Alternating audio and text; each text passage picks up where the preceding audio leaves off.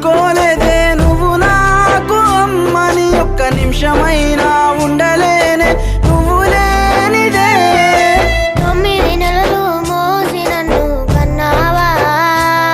నా జానమ్మ వచ్చే వరకు నీ తోడు ఉంటానే జానమ్మ నన్ను కన్నమ్మ జానమ్మ నన్ను గన్నమ్మ